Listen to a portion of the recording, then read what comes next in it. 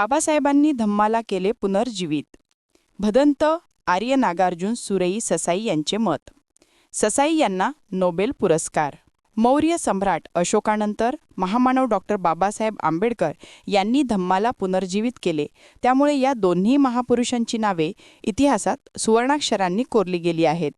या महापुरुषांच्या नावे असलेला पुरस्कार मिळाल्याने मनःपूर्वक आनंद होत असून ऊर्जा मिळाल्याची भावना धम्मसेना नायक आणि दीक्षाभूमी स्मारक समितीचे अध्यक्ष भदंत आर्य नागार्जुन सुरेई ससाई यांनी व्यक्त केली.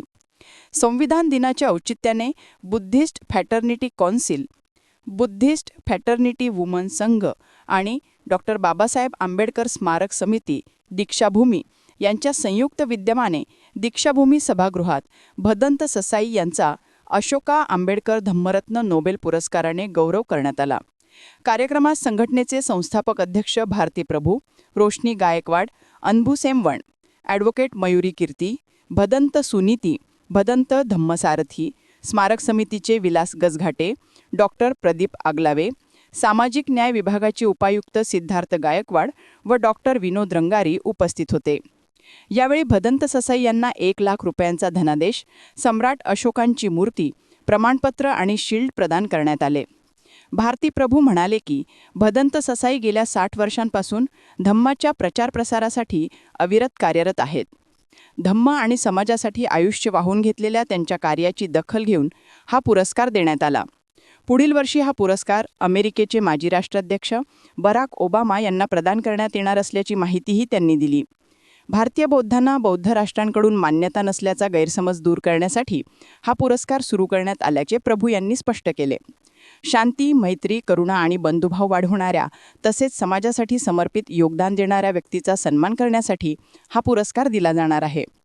कार्यक्रमाचे संचालन ॲडव्होकेट मयुरी कीर्ती आणि आकाश खोब्रागडे यांनी केले, तर आभार प्रदर्शन विहंग मेंढे यांनी मानले. कॅमेरामॅन सचिनसह सनी भोंगाळे, शंखनाद news, Nagpur.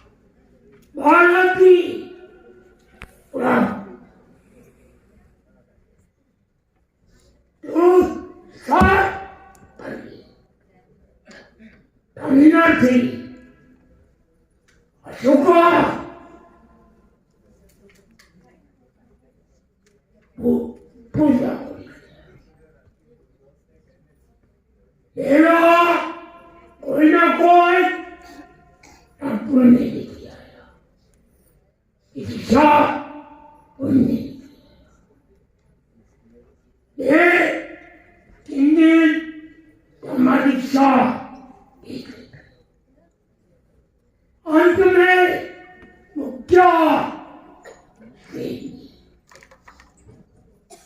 ora Pantero, Candene,